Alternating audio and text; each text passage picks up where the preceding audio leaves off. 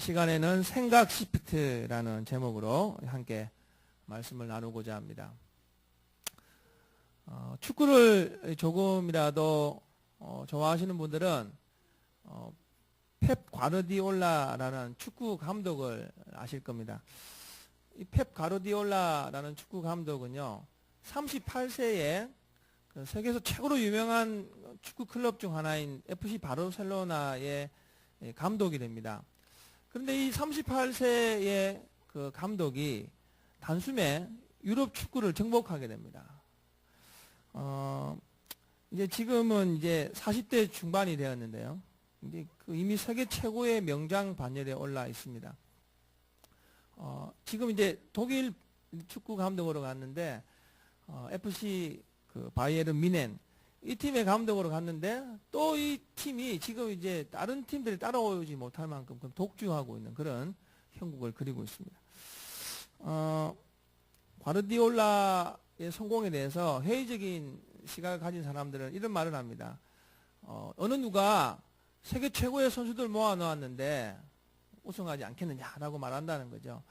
그런데 이제 가만히 보면 그 말은 별로 설득력이 없는 것 같습니다. 그렇게 그의 성공을 이야기하기는 좀 부족한 것 같아요. 제가 어느 날 서점을 갔는데 우연히 오랜만에 서점을 찾았습니다. 갔더니 이 펩 과르디올라에 관한 책이 한 권 제가 발견하게 됐습니다. 책 제목이 과르디올라의 축구 철학과 리더십이라는 책이에요. 과르디올라의 리더십과 축구 철학. 이 제목이 바뀌었네. 과르디올라의 이 리더십과 축구 철학이라는 책을 그냥 앉아서, 이게 그렇게 어려운 책이 아니니까 이렇게 한번 훑어보면서 흥미롭게 봤습니다. 이 양반이 어느 정도냐면요, FC 바르셀로나에 있을 때 가장 약체와 축구를 해도 축구하기 며칠 전에는 인터뷰도 거절한답니다. 그리고 그 약체팀을 비디오로 분석하고 어떻게 하면 좋은 축구를 할 수 있을까 끊임없이 연구하는 그런 치밀한 성격의 소유자라는 것이죠. 저희 책을 보면서 이 펩 과르디올라가 어떻게 이렇게 성공할 수 있었을까라고 하는 이 성공의 비결을 제가 몇 가지 발견을 했어요. 그 첫 번째가 뭐냐면, 이 펩 과르디올라에게 엄청난 열정이 있다는 거죠. 이 축구를 사랑하는 열정. 어떻게 하면 이 축구를 통해서 많은 사람들과 함께 공감할 수 있을까라고 하는 이 열정이 있었습니다. 두 번째는 뭐냐면요, 노력이에요. 열정이 있으니까 노력하는 거죠. 앞서 말씀드리지 않았습니까? 최약체와 게임을 해도 철저하게 분석하고 좋은 경기로 나아간다는 거죠. 세 번째는요, 이 양반을 보니까 사람을 살 줄 알아요. 그리고 사람을 쓸 줄 아는 능력이 있더라고요. 사람을 살 줄 알고 쓸 줄 아는 능력이 있다. 제가 마지막으로 정말 놀란 것은, 이 양반이 성공한 비결은 뭐냐면 변화무쌍한 사고력이에요. 틀에 매여 있지 않는 변화무쌍한 사고력을 가지고 있다는 거죠. 여러분, 그렇게 하다 보니까 그 변화무쌍한 사고력이 기존 축구의 틀을 완전히 깨버렸어요. 티키타카라고 하는데요, 선수를 축구장 안에 있는 틀 안에 가두지 않아요. 그 선수가 어떻게 하면 가장 좋은 자리에서 최고의 실력을 발휘할 수 있을까, 마음껏 변화무쌍하게 선수를 사용한다는 거예요. 그리고 어떻게 다른 팀들이 틀에 박혀있는 감독들이 그 팀과 붙어서 이길 수가 있겠어요. 가만히 보니까 이 시대가 지금 일상적이고 보편적인 사고방식을 벗어난 패러다임 시프트, 발상의 전환이 그 어느 때보다 이 중요한 가치로 부각되고 있는 시대인 듯합니다. 이 발상 전환을 이야기하면 중국 고대의 발상 전환의 대가라고 알려져 있는 장자를 우리가 빼놓을 수가 없습니다. 여러분, 장자는 발상 전환의 원조라고 말합니다. 장자가 쓴 장자라는 책 제1권에 보면요, 소요유인데요, 소요유 편. 이 소요유 편은요, 고전 패러다임 시프트의 원조입니다. 고전적인 패러다임 시프트의 원조. 한 번은 해자라는 사람이 장자를 찾아와서 이런 이야기를 합니다. 선생님, 제가 위나라 임금에게 큰 이 박씨를 하사받았습니다. 그 씨가 너무 귀해서 울 안에 그 씨를 심고 열심히 길렀더니 박이 크게 열렸다는 거예요. 근데 그 박이 얼마만큼 크냐? 쌀 5섬을 넣을 만큼 그렇게 컸다는 거죠. 그런데 박을 딱 잘라서 쓰려고 하니까 박이 너무 크니까 이 물바가지도 안 되는 거예요. 무거워서. 그런데 또 박이 크긴 큰데 넓적한 거예요. 둥그렇지 않고 넓적하게 되니까 물 담을 그릇도 안 돼서 에이 쓸모없는 거 하면서 그냥 내다 버렸다는 거죠. 장자가 이 말을 듣더니 이제 해자에게 이런 이야기를 하나 들려줍니다. 해자여, 당신은 큰 물건을 잘 쓸 줄 모르는군요. 송나라에 세탁업자가 한 명 있었습니다. 이게 한겨울이 되면 이제 다른 비단 세탁업자들은요, 손이 이제 되게 물이 차니까 손이 트니까 손이 얼어 터져서 일을 할 수 없었는데, 이 송나라의 이 한 사람만은 한겨울에도 물일해서 손이 트지 않는 비방을 가지고 있다는 거예요. 그 중국에서는 약방문이라고 하는데 이 비방을 가지고 있다는 거죠. 그러다 보니까 한겨울에도 물일하는데 전혀 지장이 없으니까 다른 사람들보다 엄청나게 수입이 많다는 거죠. 어느 날 한 사람이 이 세탁업자를 찾아옵니다. 이 세탁업자에게 10만 양을 현찰로 딱 내놓으면서 하는 말이 약방문 저에게 파십시오 했다는 거죠. 이게 이제 집안 내력이니까 그냥 쉽게 내줄 수 없어서 고민하다가 결정하기를 우리가 언제 10만 양을 벌겠느냐라고 해서 이 약방문을 이 사람에게 팔게 됩니다. 근데 이 양반이 그 약방문을 손에 쥐고 바로 오나라로 뛰어갑니다. 오나라 임금에게 약방문을 촥 내어놓았더니 이 오나라 임금이 박수를 탁 치면서 그래. 그 당시에 오나라하고 월나라가 이렇게 원수지간 아니었습니까? 5월 동주. 그러니까 이 오나라 임금이 겨울을 기다렸어요. 겨울을 기다리다가 겨울이 되어서 월나라를 침공했습니다. 누가 이겼겠습니까? 오나라가 대승을 하게 됩니다. 오나라가 대승을 하면서 이 임금이 자기 약방문 팔았던, 약방문을 줬던 사람이죠. 이 준 사람을 찾습니다. 찾아서 엄청난 양의 하사금과 땅까지 하사했다는 것이죠.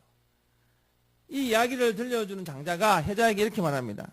해자여, 당신은 이 이야기를 어떻게 생각합니까? 여러분 어떻게 생각합니까?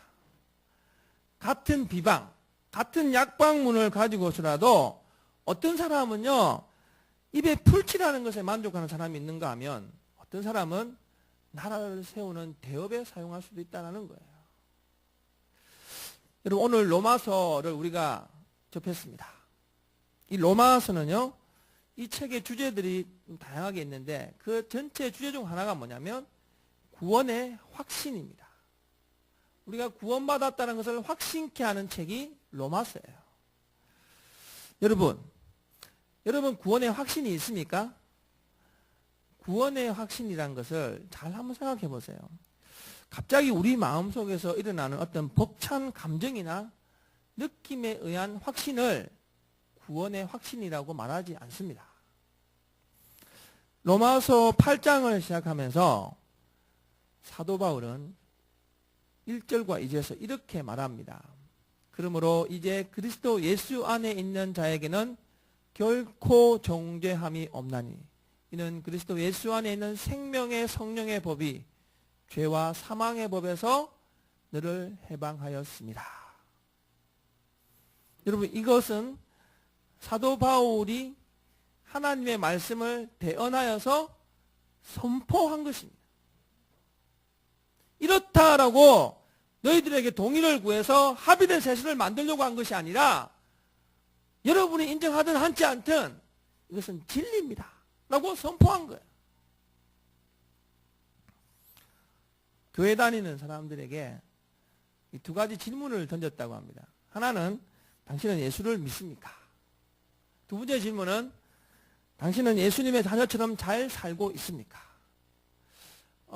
두 가지 질문을 던지니까 대부분 사람들이 1번에 대한 답을 아주 당당하게 하더랍니다. 예수 믿습니다 라고 말하는데 두 번째 답에서는 고개를 갸우뚱거리면서 이렇게 머뭇거렸다는 거죠. 여러분 어떻습니까? 여러분에게 이 두 가지 질문을 던지면 여러분 어떻게 답하시겠습니까? 여러분 이 말이 무엇을 나타냅니까? 예수님을 믿으면서도 그 믿음이 구원받은 하나님의 자녀로서의 확신을 아직 이루지 못하게 했다는 증거라는 거죠. 믿음이 뭔가 모르는 거예요. 믿음이 얼마나 크고 얼마나 가치 있고 얼마나 능력 있는가를 몸소 체험해보지 못했다는 거예요. 여러분, 그러니까 예수 믿기 전에 관심 가졌던 삶을 포기하지 못합니다. 예수 믿어도 육신의 정욕과 안목의 정욕과 이 세계의 자랑에 여전히 집착하는 거예요. 그러니 여러분, 그 믿음이 무슨 능력이 있고 무슨 관심이 있고 무슨 호감을 살 수 있겠습니까? 모양만 무늬만 믿음인 이 믿음을 가지고 살아가는 사람들이 너무 많다는 거예요. 여러분, 여기에 한 가지 심각한 고민과 질문이 있습니다. 과연 우리의 믿음이 능력이 되고 호감이 되고 부러움의 믿음이 될 수는 없을까라는 질문이에요. 그런데 너무 쉽게 성경의 처방은 오늘 우리에게 주신 설교의 제목처럼 생각 시프트, 생각을 전환하면 된다라고 말씀하고 있습니다. 오늘 본문은 믿는 자들에게 절실한 이 생각 전환, 생각 시프트가 언급되어지고 있습니다. 오늘 말씀을 통해서 저는 여러분과 함께 이 생각 전환이 주는 하나님의 은혜가 무엇인가를 한번 발견해 보려고 합니다. 생각을 바꾸었을 때 우리 인생 속에, 우리 삶 가운데 어떤 일이 펼쳐지고 하나님은 어떤 은혜를 예비하고 계신지를 말씀을 통해서 함께 발견하시는 시간 되시길 주님의 이름으로 축원드립니다.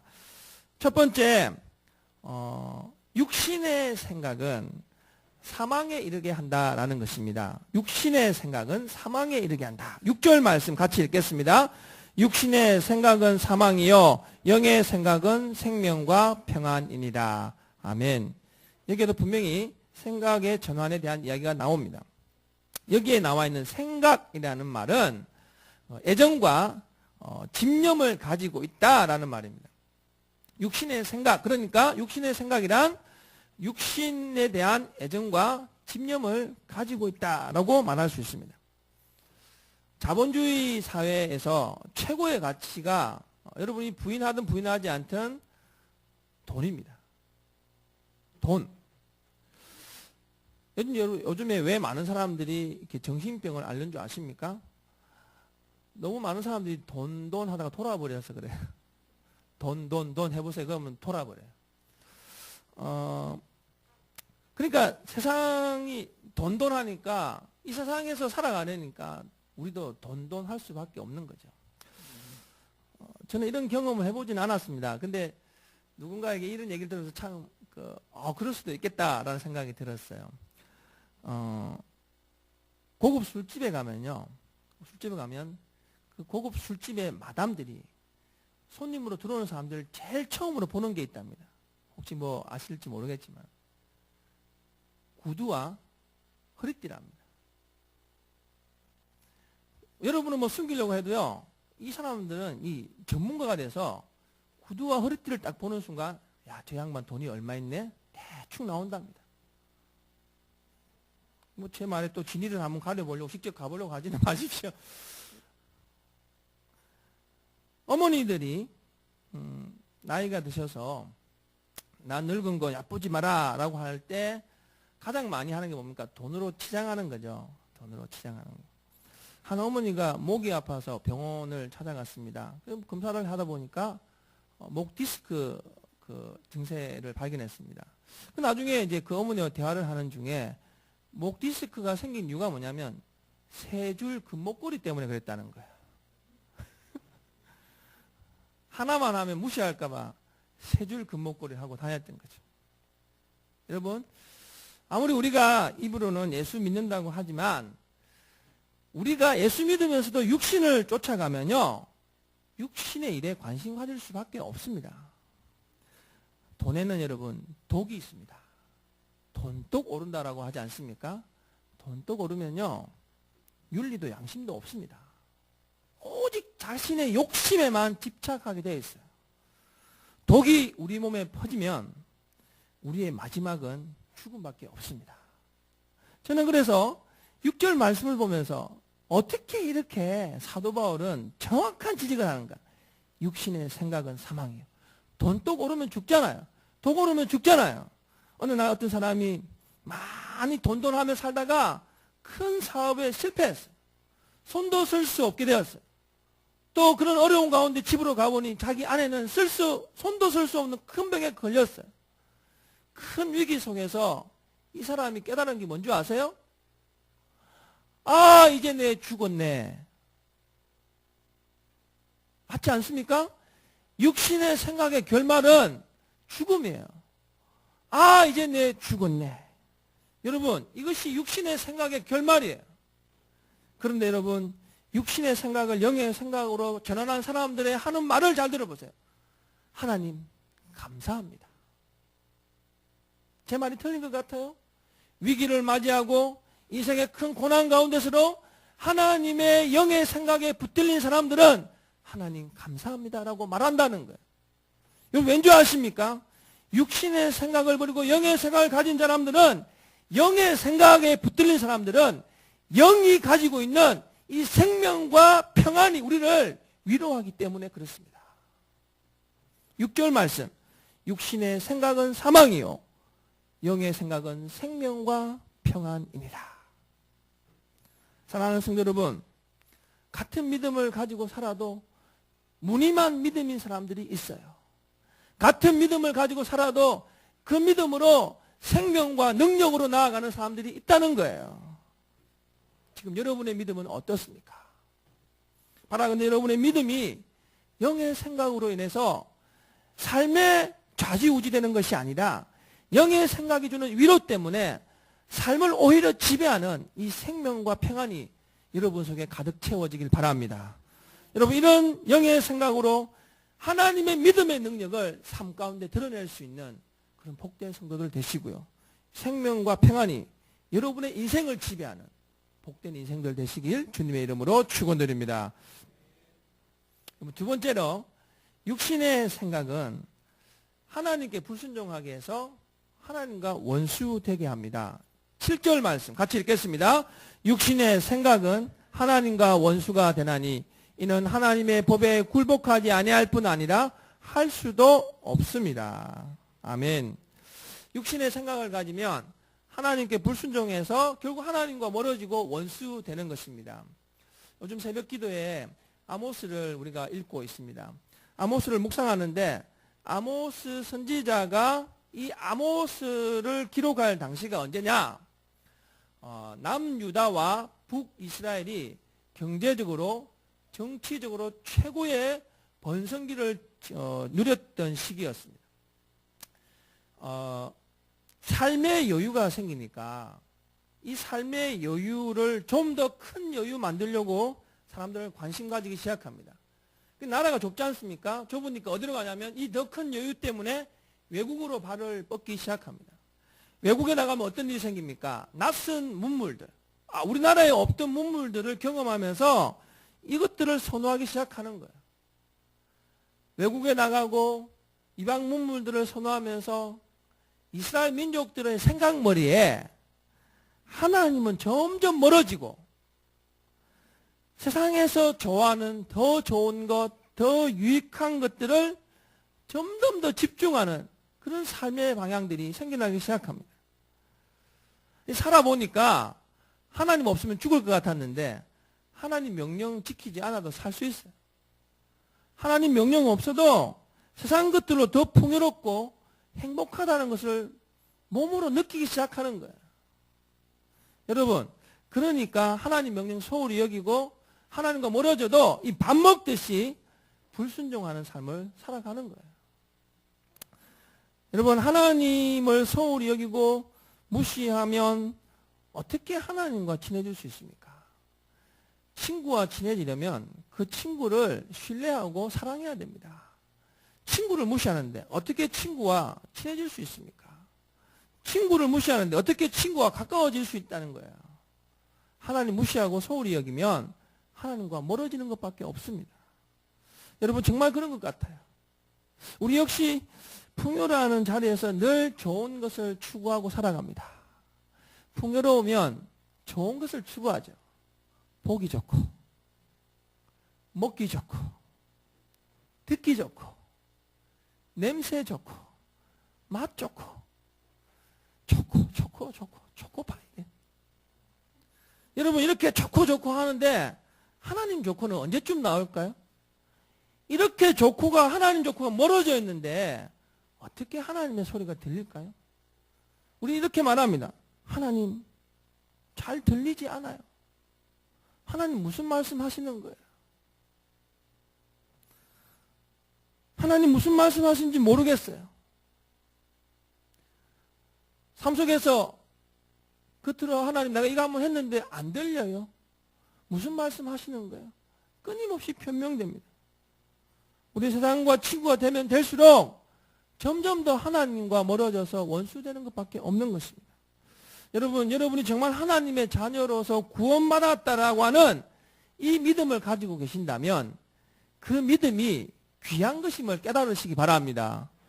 여러분, 믿음이 귀하고 가치 있는 것을 깨달고 그 믿음으로 좀 더 하나님 가까이에 서 있게 되면, 하나님과 친구가 되면, 우리의 생각머리 가장 앞자리에 하나님을 두게 되면 하나님께서는 또 다른 창조의 은혜를 우리에게 허락하시는 것입니다. 펩 과르디올라의 성공의 가장 핵이 되었던 변화무쌍한 사고력이 어디에서부터 시작되느냐? 하나님을 내 생각머리 가장 앞에 둘 때에 하나님 우리에게 창조의 은혜를 부어주신다라는 것입니다.